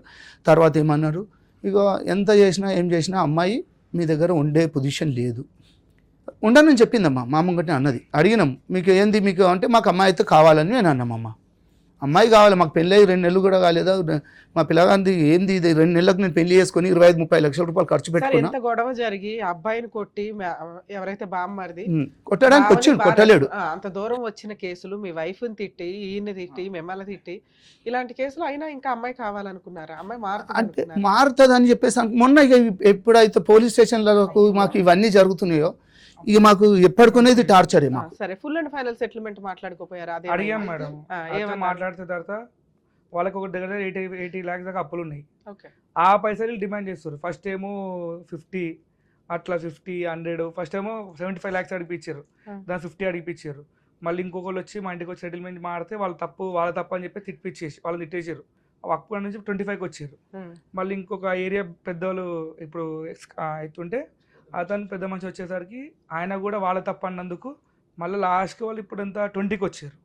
నేను ఒకటే అన్నా, 9 రూపాయి అయితే ఇచ్చేది లేదు, మా తప్పులు లేవిడ, అందరు తెలుసు కాబట్టి తప్పులు మీ ఉన్నాయని చెప్పేసి మీకు సపోర్ట్ చేయకుండా నీ పిఎస్ సెటిల్మెంట్. మరి మీకు రావాల్సిన ఎంత నాకు ఓవరాల్ వచ్చేదైతే అందులో ఏం చేసిండమ్మా, మాకు ఒక 5 లక్షల రూపాయలు ట్రాన్సాక్షన్ చేసిండమ్మా. అంటే 5 లక్షలు ట్రాన్స్ఫర్ చేసిండు. ఏది నాకు ఫస్ట్ ఇచ్చిన అమౌంట్ ఉంది కదా, అది పెళ్ళి అయినాక 1 week 15 days నాకు అమౌంట్ ట్రాన్స్ఫర్ చేసిండు, నా అకౌంట్లోకి ట్రాన్స్ఫర్ చేసిండు. నేనేమన్నా అంటే, చూడు బావ ఇది నాకు ఇచ్చింది, నేను ఇచ్చిన అమౌంట్కు నువ్వు ట్రాన్స్ఫర్ చేసారు అని మీరు అనుకుంటే అట్లా వాళ్ళే ఉద్దేశంతో ఇచ్చారు. అది అడగాలి. నేను అదే అడిగినమ్మా. అది అడిగితే ఆయన ఏమంటాడు, నీ పైసలు నేను తర్వాత ఇస్తా, ముందైతే ఇవి పెట్టుకోండి. ఆయన దృష్టిలో మీ దృష్టిలో క్లారిటీ వచ్చేసింది ఏమని, ఇదైతే ఫస్ట్ ఉంచుకో, దీనికి అప్పుకి సంబంధం లేదు, అవి తర్వాత ఇస్తాను, ఇవి పెళ్లి ఖర్చులకు ఉంచు అన్నట్లే చెప్పాను అన్నాడు. అంటే నేనేమన్నుంటి, అయితే ఇది జరిగింది కదమ్మా, పెళ్ళి అయిపోయినాక ఇవి పంపించి నేను ఊరుకున్నా. మామూలుగా మళ్ళీ ఇంకా కొన్ని డబ్బులు అడుగుతుంటే ఆ డేట్లతో సహా నేను నా దగ్గర అవి ఇచ్చుకుంటూ వచ్చినట్టు. ఒక రోజు ఏం చేసిండు అంటే, లాస్ట్ ఫైనల్ పేమెంట్ అమ్మ ఇది ఒక 1,50,000 కావాలని చెప్పేసి కూర్చున్నాడు. నాకు ఇట్లా మెడ మీద కత్తి ఉంది, నన్ను ఇప్పుడు నేను చచ్చిపోతాను బావా, నేను ఏం చేయాలి, నేను ఊరేసుకొని చచ్చిపోతా, అది ఇది అన్నాడు. అంటే దేని గురించి బావా అంత ప్రెజర్ ఎందుకు చేసుకుంటున్నావు నువ్వు, నీ జీతము నువ్వు ఒక హై లెవెల్ ఆఫీసర్వు, మీకు ఎందుకు ఇంతగానో టెన్షన్లు పడుతున్నావు ఓకే అంటుంటే, లేదు బావా నాకు ఇక అలా దాంట్లో డిపార్ట్మెంట్లో చేస్తే ఒక అతను శ్యామ్ అని చెప్పేసి ఉన్నాడంట, అతని దగ్గర కొంచెం అమౌంట్ తీసుకున్నాడంట. పోలీస్ స్టేషన్ లో ఫుల్ అండ్ ఫైనల్ సెటిల్మెంట్ కి వాళ్ళ దగ్గర నుంచి ఒక ప్రపోజల్ వచ్చింది. మీరేమన్నా ఒక చిన్న ప్రపోజల్ ఇచ్చి వదిలించుకుందాం అనుకుంటున్నారా? దానికోసం ఆగొచ్చు కదా, ఇక్కడ దాకా ఎందుకు వచ్చారు? యాక్చువల్లీ పంపించాక వాళ్ళు వద్దని చెప్పేసి మళ్ళీ పోలీసు వాళ్ళతో డిమాండ్ చేపిస్తారు మేడం. అవును, నన్ను చంపేస్తా నాకు ఫోన్లు చేపిస్తారు. ఇక్కడికి వస్తే ఏం జరిగింది అనుకుంటున్నారు మీరు? ఇక్కడ అంటే నాకు ఏదైనా న్యాయం జరుగుతుందేమో న్యాయస్థానం నుండి అనేసి అది ఒకటే జరుగుతున్నదమ్మా. నాకు న్యాయస్థానం నుంచి న్యాయం జరగాలంటే అడ్వకేట్ దగ్గరికి వెళ్తే సరిపోతుంది కదా. అడ్వకేట్ వాళ్ళకి కూడా మేము మాట్లాడుతున్నామమ్మా. ఎందుకంటే ఇప్పుడు పిఎస్లోకి పోయినరు కదమ్మా, మా మీద అందరి మీద నేను మా కూతురు కూడా టార్చర్ చేసింది అన్నట్టు పెట్టిర్రు. మాకు భయం అయిపోతుంది, ఎందుకంటే ఆయన డిపార్ట్మెంటు తర్వాత ఆయన దగ్గర ఆయన వెనకాల పెద్ద పెద్దలు ఉన్నారు. మాకు కనీసం ఇట్లనన్నా మాకు కొంచెం సేఫ్టీ ఏమన్నా మాకు ఏదైనా అదే ఏమంటారు రక్షణ ఏమన్నా కలుగుతుందేమో అన్నట్టు, మాకు రేపొద్దున మమ్మల్ని వేరేటోళ్ళు ఇబ్బంది పెట్టొద్దు అన్నట్టు నేను ఇట్లా వచ్చినానమ్మా. సో ఇక్కడ ఈ వీళ్ళ స్టోరీ వింటే మీకు కొంత అర్థమై ఉంటుంది. రోజు మనం ఎపిసోడ్స్లో రెగ్యులర్గా చెప్పుకుంటూనే ఉన్నాం, మ్యారిటల్ రిలేషను నిలబడుతుందా లేదా అనేది నీటి మీద బొడగలాగా అయిపోయింది ఈ రోజున పరిస్థితి. దీనికి pre wedding shoots, grand marriage, విచ్చలవిడి ఎక్స్పెన్సెస్, అది అబ్బాయి తరపు వాళ్ళు పెట్టుకుంటున్నారు, అమ్మాయి తరపు వాళ్ళు పెట్టుకుంటున్నారు. లీగల్గా ఏం చెప్తున్నాం, రిజిస్టర్ మ్యారేజ్ చేసుకోండి, ఇటు 10 మంది అటు 10 మంది, తర్వాత రిసెప్షన్ పెట్టుకోండి, ఇద్దరు ఈక్వల్గా వేసుకోండి, ఇది లీగాలిటీ. అలా చేయంగా మనం సాంప్రదాయం ఒకటి ఫాలో అవ్వాలి, అది పర్ఫెక్ట్. సాంప్రదాయం ఫాలో అయ్యేటప్పుడు అది కూడా రీజనబుల్గానే ఉండాలి. సాంప్రదాయపరమైన ఎక్స్చేంజ్లు ఏమన్నా జరిగితే అది డౌరీ కాకుండా, బట్టలు మేము 50,000 పెట్టామండి, వాళ్ళు ఒక రింగ్ పెట్టారు, మేము రింగ్ పెట్టాం, మాకు పెళ్లి ఖర్చులు ఎంత అయింది, వీళ్ళకి రిసెప్షన్ ఖర్చులు ఎంత అయినాయి, ఇవన్నీ కూడా కోర్టు సాంప్రదాయ ఎక్స్చేంజ్ల కిందే చూస్తుంది. అంతే తప్ప అది డౌరీ ట్రాన్సాక్షన్ల కింద వాళ్ళు వాడుకున్నా కూడా కోర్టు ప్రాపర్గా, వాళ్ళకి సాంప్రదాయాలు తెలుసు కదండి, ఏ జడ్జి ఎక్కడ నుంచో రారుగా, అందరూ మనలాంటి వాళ్ళమే జడ్జెస్ అవ్వడం చదువుకొని ఇట్లా అవుతుంది కాబట్టి వాళ్ళకి అన్నీ తెలుసు. డౌరీ అని ఎప్పుడు వస్తుంది అంటే ఆ పెళ్లి టైంకి పెద్ద మనుషులతో మాట్లాడుకుని ఉంటారు, మేము 30 లక్షలు 20 లక్షలు 10 లక్షలు, ఆ 10 లక్షలు అకౌంట్ ట్రాన్సాక్షన్ లేకపోతే పళ్ళాల్లో పెట్టి ఇవ్వడము ఇలాంటివి జరుగుతుంటాయి.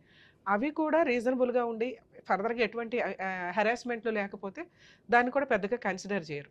కానీ ఇక్కడ అటువంటి డౌరీ ట్రాన్సాక్షన్స్ ఏమీ లేవు, మాట్లాడుకునే మాటలు మాత్రం హైప్ రేంజ్లోకి వెళ్ళినాయి. సో పెళ్లి ఖర్చులు పెట్టుకునేటప్పుడు అది అబ్బాయిలైనా అమ్మాయిలైనా ఆలోచించుకోండి, గోడకేసిన సొన్నం. అవి అబ్బాయిల దగ్గర నుంచే వసూలు చేస్తాము అంటే కుదరదు. ఎందుకు అంటే మీరు గ్రాండ్గా పెళ్లి చేసుకుంటున్నారు, మీ ఇష్టం కోసం, మీ సంతోషం కోసం చేసుకుంటున్న సెలబ్రేషన్ 10 మందిని పిలిచి వాళ్ళ బ్లెస్సింగ్స్ తీసుకోవడం కోసం జరిగేది. లేదు మేడం వాళ్ళు గ్రాండ్గా చేయమన్నారు, 2000 మందిని పిలిచారు అంటే మీరు అప్పుడే చెప్పుకోవాలి. ఆ రోజు ఆ అబ్బాయి కుటుంబం, ఆ అబ్బాయి వెనకాల ఆస్తో, అబ్బాయి ఫైనాన్షియల్ బ్యాక్గ్రౌండో జాబో చూసి ఇష్టపడి చేసేస్తూ తర్వాత కేసులు వేయాల్సి వచ్చినప్పుడు వాటిని వాడుకుంటే మీ క్యారెక్టర్స్ పర్ఫెక్ట్గా సెట్ కావు. 1కి 10 సార్లు పెళ్ళి టైములోనే కరెక్ట్గా మాట్లాడుకోండి. అందుకే చెప్తున్నాను, అది అబ్బాయిలు పెట్టినా అమ్మాయిలు పెట్టినా మ్యారేజ్ ఎక్స్పెన్సెస్ చెప్పుకోవడానికి బాగుంటాయి, ఎంత లాస్ అయిందో అయ్యో పాపం అని అనుకోవడానికి బాగుంటాయి తప్ప కోర్టు నుంచి రికవరీ చేసుకోవడం కుదరదు. మరి ఏం రికవరీ చేసుకోగలం?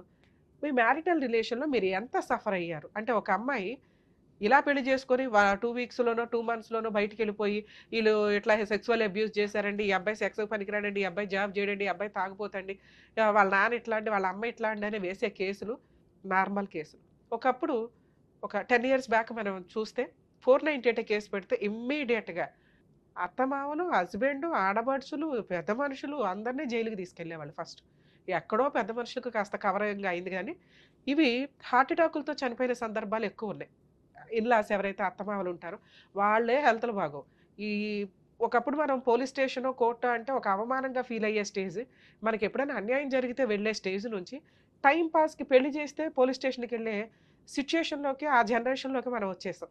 సో ఈ కేసులన్నీ మిస్యూజ్ అవుతున్నాయని సుప్రీంకోర్టు నెంబర్ ఆఫ్ కేసులను ఎవిడెన్స్గా తీసుకొని ఆ అరెస్టుల్లో ఏమీ లేవు, 41 నోటీస్ ఇవ్వండి వీళ్ళకి అంటే station bail. Below 3 years punishment ఏ కేసులకి కూడా స్టేషన్ బెయిల్ ఇవ్వాల్సిందే, పోలీసులు అరెస్ట్ చేయడం కుదరదు. 498 కేసు కూడా అదే. ఇక్కడ వాళ్ళు మాట్లాడుతున్న ఎలిగేషన్స్ అవి ఎలిగేషన్స్ కిందే పనికొస్తాయి. వీళ్ళు చెప్పిన కేసు కొన్ని లక్షల మందికి రిప్రజెంటేషన్ అని అనుకోండి. ఎందుకంటే ఆ అబ్బాయి మ్యారేజ్ అయిన 1 ఇయర్లో ఒక అమ్మాయి చేతిలో మోసపోయిన వ్యక్తి అని అతని ఫీలింగ్. అలాగే ఆ అమ్మాయి పోలీస్ స్టేషన్కి వచ్చి ఒక కుటుంబం చేతిలో, ఒక హస్బెండ్ చేతిలో మోసపోయాను 2 మంత్స్లోనే అని ఆవిడ ఫీలింగ్. నిజాలు ఏంటి అంటే కోర్టు దాకా వచ్చినప్పుడు కొంతకాలం నడుస్తుంటే తెలుస్తుంది. మరి 2 మంత్స్ 1 ఇయర్ మ్యారిటల్ రిలేషన్కి మన ఇండియన్లో కోర్టు సిస్టమ్ అనేది 3 to 5 years పడుతున్నాయి కదా. మరి వీళ్ళ వాల్యుబుల్ ఏజ్ ఇవంతా కూడా మిస్ అవుతూ ఉంటాయి. అందుకే మేబీ మనకు కూడా ఈ కామన్ కోడ్ కానీ ఇవన్నీ వచ్చినప్పుడు వీటిని బిలో 2 years కేసులన్నింటినీ అంటే బిలో 2 yearsలో విడిపోయే కేసుల్ని ఒక రకంగా ట్రీట్ చేయడం ఇవన్నీ కామన్గా వచ్చినప్పుడు ఈ మ్యారిటల్ డిస్ప్యూట్స్కి సంబంధించి సఫర్ అయ్యే వ్యక్తుల్ని ప్రొటెక్ట్ చేయగలుగుతాం మనం.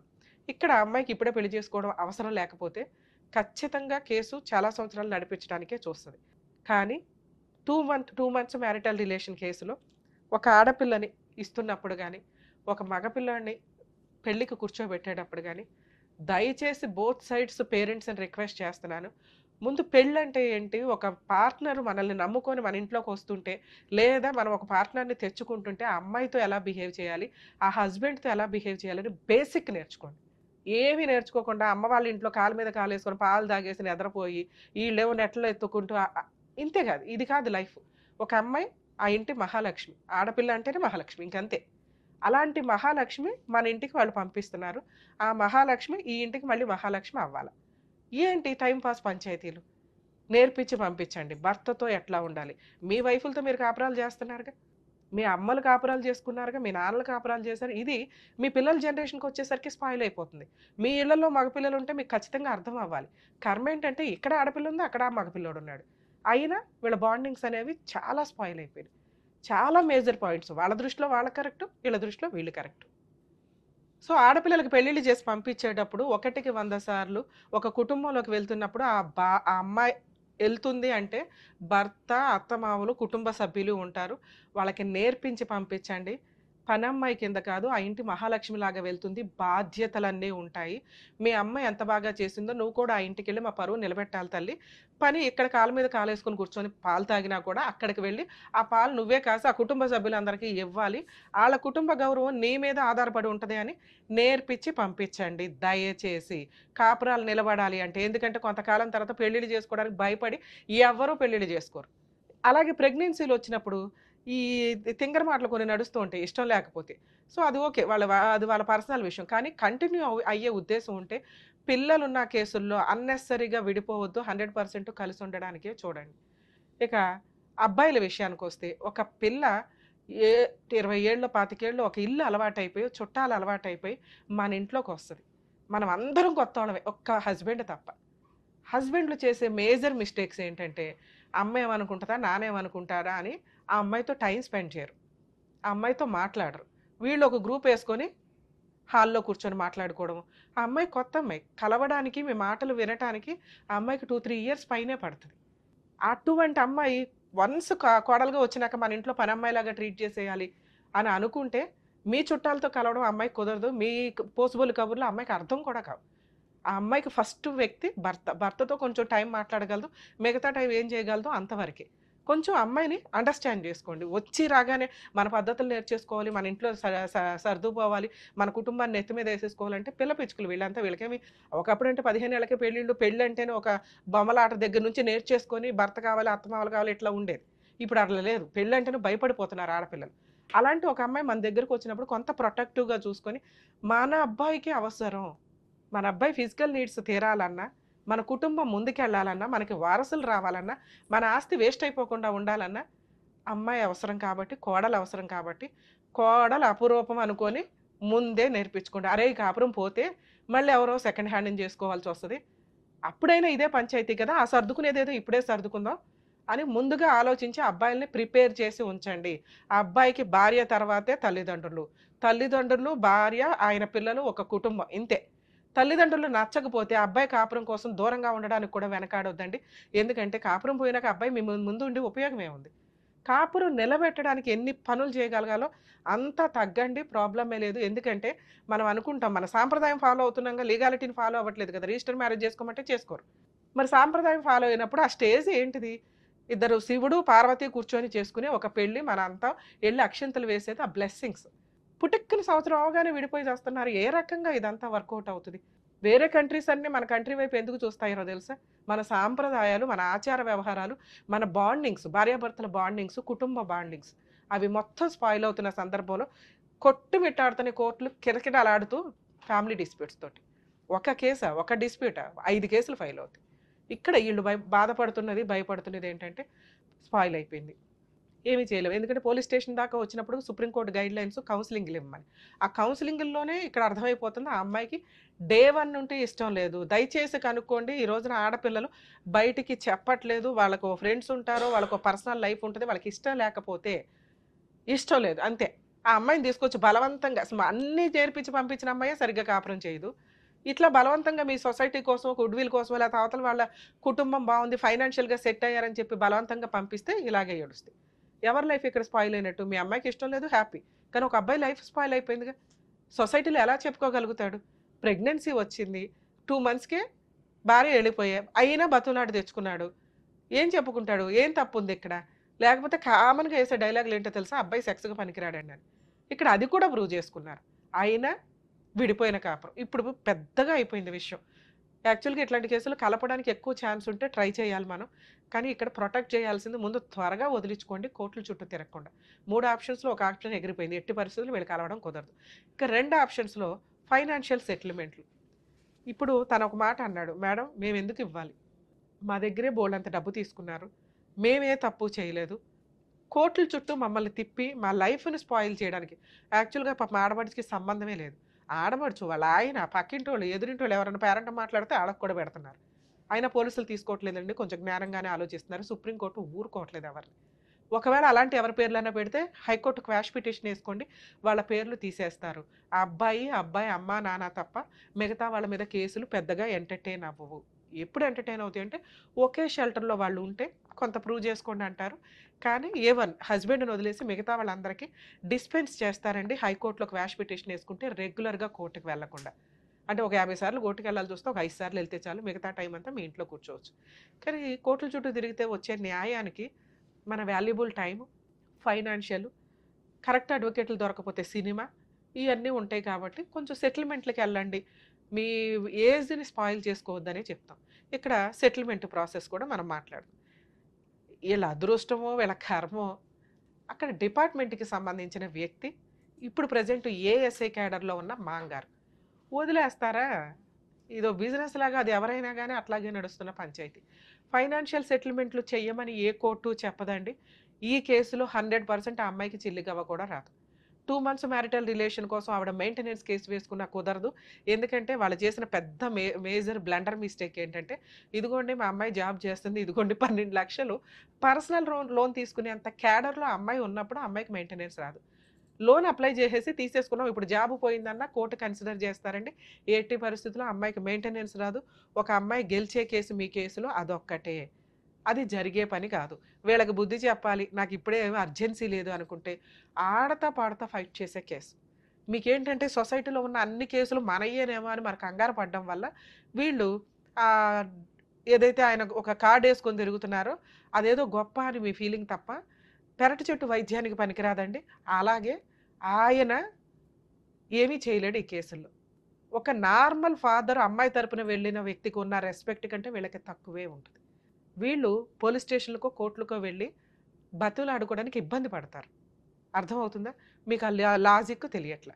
ఫోన్ చేసి మా అమ్మాయికి వేసేయండి అంటే ఒకరోజు ఎంటర్టైన్ చేస్తారు, రెండో రోజు ఎంటర్టైన్ చేస్తారు, మూడో రోజు చీప్గా చూస్తూ ఉంటారు. ఈ కాపురాన్ని ఏదో సెటిల్ చేసుకోలేకపోయాడు, కేసుల దాకా వస్తే. ఎందుకంటే కోర్టులో మీకు అది ప్లస్ పాయింట్. డిపార్ట్మెంట్ మామగారు ఏమన్నా చేసి ఉండొచ్చు, ఆ రకంగా మీకు ప్లస్ పాయింటే, అది మైనస్ కాదు. 2, ఆ అమ్మాయి domestic violence case 498 case, maintenance వేస్తే వేయొచ్చు, మెయింటెనెన్స్ గెలవదు, 498 గెలవదు, డొమెస్టిక్ వైలెన్స్ గెలవదు. ఇప్పుడు మీరు చెప్పినవి నిజాలైతే. Next divorce case. ఆ అమ్మాయి రాను అంటుంది కాబట్టి 1 year కంప్లీట్ అయింది, మీరు డైవర్స్ వేసుకోండి. మేడం మరి సెటిల్మెంట్ బెటర్ అన్నారు కదా, మీరు ఏ రకంగా సెటిల్మెంట్ బెటర్ మేడం, మేము న్యాయ పోరాటం చేయాలనుకుంటున్నాం. ఈ న్యాయ పోరాటం చేయడానికి మీకు మంచి లాయర్ కావాలి, దానికి కొంత ఎక్స్పెన్సెస్ అవుతాయి. మాకు ఇదే బెటర్ మేడం అంటే తక్కువ 2-3 yearsలో మీ కేసు అయిపోతుంది. అర్థమవుతుందా? క్లోజ్ అవుతుంది. ఇలాంటి వాళ్ళకి ఇవ్వకూడదని నా ఉద్దేశం కూడా. ఎందుకంటే ఊరికే పెళ్ళిళ్ళు చేసుకొని అటు ఇటు అంటే అవ్వదు కదా. నీకెంత ఖర్చు అయిందో వాళ్ళకి అంతే ఖర్చు అయింది. కానీ ఇక్కడ కొన్ని చిన్న లూప్ హోల్స్ మాట్లాడుకుంటే, ఆ అమ్మాయి ఫిజికల్గా కొంత మీతో పిల్లల్ని కనటానికి కూడా ఇదయ్యింది. అలాగే ప్రాపర్టీ గురించో ఇంకొకటి గురించో వాళ్ళ అబద్ధాలు చెప్పినప్పుడు మీరు కూడా కొంత అడిగారు. అడగటం మీ హక్కే. పెళ్ళిళ్ళ టైంలో మీరు ఏది మాట ఇస్తారో అది పెళ్లి టైంకి చేసేయండి. ఆ విషయాల మీద గొడవలు పడి అనవసరంగా కాపురాలను నాశనం చేసుకోవద్దు. పెళ్ళప్పుడు ఏదో ఎచ్చులుగా చెప్తారు, మేము ఇది ఇస్తాం అది ఇస్తాం అది ఇస్తామని. పెళ్లి టైంకి ఇచ్చిపడేయాలి. అది దాన్నే స్త్రీధనం అంటారు. ఆ పిల్ల తీసుకొని వెళ్ళటం అనేది ఆ టైంకి ఆ అమ్మాయికి ఇష్టం.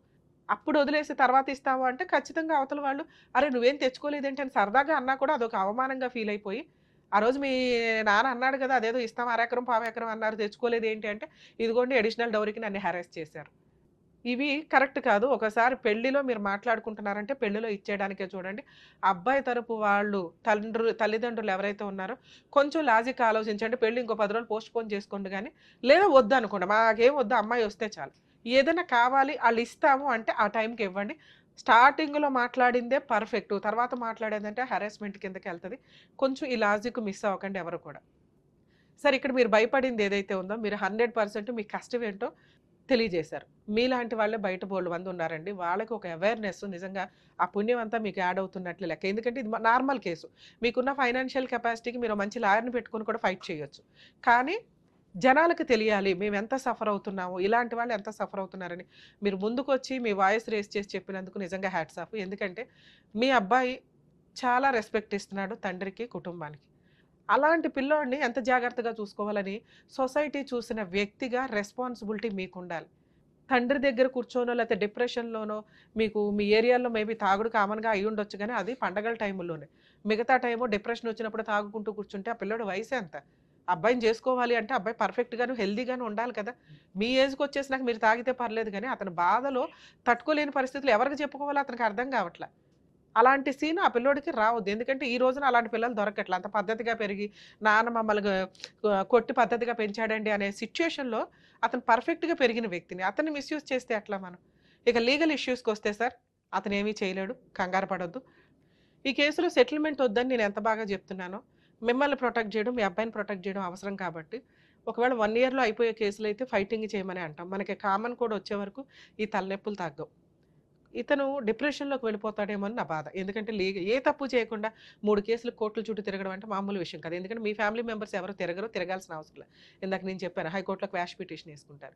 ఇతను కూడా తిరగవసరంలా, కానీ అడిగే వాళ్ళు ఒకళ్ళు ఉంటారు, ఏం జరిగిందిరా కేసు ఏమైందిరా అని. పిల్లాడు ఇంపార్టెంట్ కాబట్టి కొంచెం ₹1 అటు ఇటుగా వాళ్ళు ఒక రీజనబుల్ ఫిగర్కి వచ్చారు, మీరు ఒక ఫిగర్ చెప్పండి, ఆ ఫిగర్కి వచ్చేదాకా ఫైట్ చేయండి. ఆ ఫిగర్కి వాళ్ళు వస్తే ₹1 అటు ఇటు అనుకుని, ఎందుకంటే మీరు ఫ్రెండ్షిప్లోనే ఎక్కువ పెట్టేశారు. పిల్లాడిని కాపాడుకోవడం కోసం పెట్టరా? అనవసరంగా డబ్బు తీసుకున్న వాళ్ళు ఎవరు బాగుపడరు.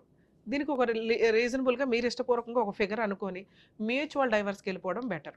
లేదు రావట్లేదు మేడం, వాళ్ళు ఎంత అంటున్నారో అక్కడే కూర్చుంటున్నారు, ఫైటింగే చేయండి సార్. 100% అన్ని కేసులు మీరు గెలుస్తారు, తక్కువ రీజనబుల్ ఫీజెస్ తోటి. ఆ రీజనబుల్ ఫీజెసే అవ్వకుండా చూడండి అనేది. అక్కడ ఇచ్చేదేదో ఇక్కడ ఇస్తే పిల్లోడు సేవ్ అయిపోతాడు. మీ కేసులో నేను మ్యాక్సిమం అనుకోవడం 5 to 10 వరకు కూడా రీజనబుల్ ఫిగరే అని. వాళ్ళు 50 అడిగారు, 1 CR అడిగి నామకే వాస్తే వ్యవహారాలు, కానీ కోర్టు దగ్గర వచ్చినాక ఏమీ చేయలేమని వాళ్ళకి అర్థమవుతుంది. మీకెంత లీగల్ ఎక్స్పెన్సెస్ అవుతాయో అందులో 3 వంతులు వాళ్ళకే అవుతాయి. ఒక 498 కేసు వాళ్ళకి ఫ్రీ కేసు ఏమో, కానీ డొమెస్టిక్ వైలెన్స్, మెయింటెనెన్స్లు ఇవన్నీ వేయాల్సి వస్తే, డైవర్స్ కేసులు ఇవి ఫైల్ చేయాల్సి వస్తే ఆటోమేటిక్గా అవుతుంది. రీజనబుల్ కాజు లేకుండా ఆ అమ్మాయి ఏదో ఎవిడెన్స్లు రికార్డ్ చేసుకొని రెచ్చగొట్టి మాటలన్నీ రికార్డ్ చేసినవి ఏవి కూడా కోర్టు పెద్దగా కన్సిడర్ చేయదు. మీరు టెన్షన్ పడాల్సిన అవసరమే లేదు. కుదిరితే ఫుల్ అండ్ ఫైనల్ సెటిల్మెంట్, లేదా 100% ఫైట్ చేయండి, ఈజీగా గెలుస్తారు వితౌట్ మెయింటెనెన్స్. సరేనా? ఆల్ ది బెస్ట్ అండి. సార్, ఏ కేసులోనైనా ఫ్యామిలీ మ్యాటర్స్ విషయానికి వచ్చేసరికి కొన్ని రీజన్స్ ఉంటాయి. మనతో కాపురం చేసి పిల్లలకని 2-3 పిల్లలు ఉన్నారు, లేకపోతే ఒక పిల్లాడు ఉన్నాడు, పిల్లలు ఉంది అనుకుంటే కాంపెన్సేషన్ ఇచ్చి సెటిల్ చేసుకోండి. ఎందుకంటే పిల్లలకి తండ్రి అవసరం చాలా ఉంటుంది. ఇండియాలో తండ్రిని ఎవరు కుదరదు కాబట్టి ఓన్లీ విజిటేషన్ రైట్స్. ఇవి ఒకరికొకరు తిరగడం వల్ల దిగజారి మాటలు కూడా కొన్ని వచ్చేస్తున్నాయి. కాబట్టి వదిలేయాలనుకుంటే పిల్లలతో పాటు భార్యను వదిలేసి కొంత కాంపెన్సేషన్ అయితే ఇవ్వాలి. అది వాళ్ళ చదువులకి, మెయింటెనెన్స్కి, వీటికి యూజ్ అవుతుంది. ఇక్కడ పిల్లలు లేరు, 2-3 months మ్యారిటల్ రిలేషన్ అంటే రీజనబుల్ అమౌంట్ ఏది అడ్వకేట్లకు అయ్యే ఖర్చు ఏదో ఆ అమ్మాయికే ఇచ్చి వదిలించుకోవడం వరకు వస్తే అది పర్ఫెక్ట్. లేకపోతే 100% న్యాయ పోరాటం చేయండి. ఎందుకంటే ఈ కేసులు నడుస్తుంటే సుప్రీంకోర్టు కూడా యాక్సెప్ట్ చేయట్లేదండి. చాలా చేంజెస్ రాబోతున్నాయి త్వరలో. అనవసరంగా ఒక అబ్బాయిల్ని పెళ్లి చేసుకొని మెయింటెనెన్స్లో, కాంపెన్సేషన్లో వసూలు చేసి కాళ్ళ మీద కాలేసుకొని కూర్చుందామంటే అమ్మాయిలకి కుదరదు. అలాగే ఒక ఆడపిల్లని పెళ్లి చేసుకొని అప్పనంగా కట్నాలు తెచ్చేసుకొని మన ఇంట్లో ఓ పని అమ్మాయిలాగా ఉండాలంటే అబ్బాయిలకి కుదరదు. కానీ ఇక్కడ లాస్ అవుతున్నది ఎక్కువగా అబ్బాయిలు ఉన్నారు కాబట్టి కాంపెన్సేషన్ అబ్బాయి దగ్గర నుంచే వసూలు చేసుకునే కెపాసిటీ నడుస్తుంది కాబట్టి కొంచెం అబ్బాయిలు జాగ్రత్తగా ఉండండి, అమ్మాయిలు కొంచెం న్యాయంగా ఉండండి తల్లి.